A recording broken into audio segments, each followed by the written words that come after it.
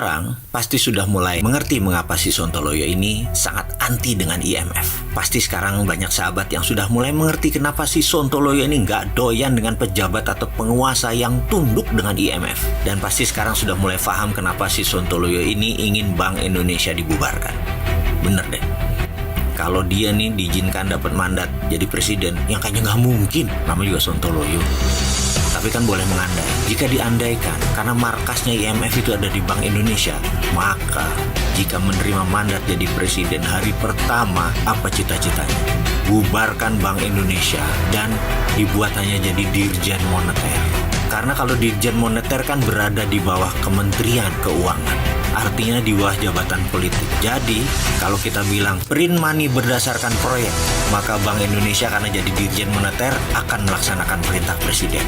Karena presiden kan jabatan politiknya dibantu oleh para menteri. Itu kan undang-undangnya begitu. Tapi kalau sekarang print money, Bank Indonesia bilang nggak boleh, IMF bilang nggak boleh. Kita nyembah IMF. IMF itu dewa, maha benar. Bahkan sumpah Quran jabatan dia pun berani dilanggar demi taat dengan IMF. Itu ceritanya kenapa kita sebel atau anti IMF. Kita lanjut ceritanya.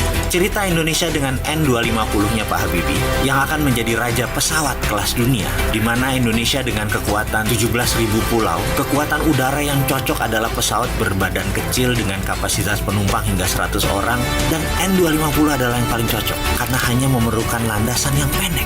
Mendadak mimpi itu dimatikan oleh IMF untuk syarat menerima hutang IMF atas sebuah serangan currency warfare yang dilakukan oleh IMF memakai proksi tangannya George Soros di tahun 97-98. Sekali lagi, George Soros itu proksinya Amerika untuk memukul Indonesia dengan currency warfare dari rupiah 2.500 mendadak menjadi 15.000 dalam waktu sekian bulan, dan itu semua adalah by design agar Indonesia tunduk dan patuh kepada Amerika, kepada IMF. Bener deh, jika PT Dirgantara bisa jalan sesuai rencana Pak Habibie, pastilah Indonesia akan menjadi kekuatan aviasi terbesar di dunia. Untuk jarak pendek, IMF yang di belakangnya kampret Amerika itu akan memaksa Indonesia selalu menjadi negara berpendapatan di tengah atau di trap di middle income country. Tidak boleh jadi negara produsen. Jadi sekarang sudah mulai paham dan mulai percaya ya bahwa kita ini dijebak.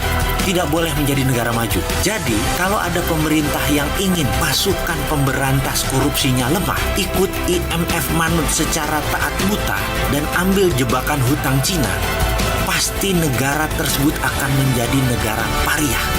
Sekali lagi, mudah-mudahan banyak sahabat yang nggak ngerti apa itu negara pariah. Dan mudah-mudahan pemerintah Indonesia saat ini ada pemerintah yang amanah. Partai politiknya benar-benar cinta rakyat. Pejabatnya bukan pemuja Keynesian. Tidak takut pada inflasi, sehingga Indonesia tidak kena jebakan IMF. Indonesia tidak terkena jebakan hutang Cina. Indonesia tidak terkena jebakan hutang ekspor atau ekspor debt. Kita semua tahu pejabat kita pintar-pintar. Ke depan menterinya adalah menteri zaman now, anti hutang, membangun proyek infrastruktur dinamis, bukan statis, dan mulai melakukan new economic model yang anti Keynesian. Ke depan, 5 tahun ini pasti Indonesia jadi negara maju. Tidak memuja Cina, apa-apa Cina, menyelesaikan masalah melalui Cina, apa-apa menyelesaikan masalah melalui Belt Road Initiative. Tidak lagi, Indonesia 5 tahun ke depan sudah independen. BPJS rusak, Cina alasannya, itu dulu. Ke depan tidak, semuanya sudah pinter. Pejabat politiknya legowo, semua tidak minta jabatan dan semua tidak menekan presiden. Dan presidennya penuh terobosan solutif. KPK-nya kuat, Indonesia tidak hutang lagi.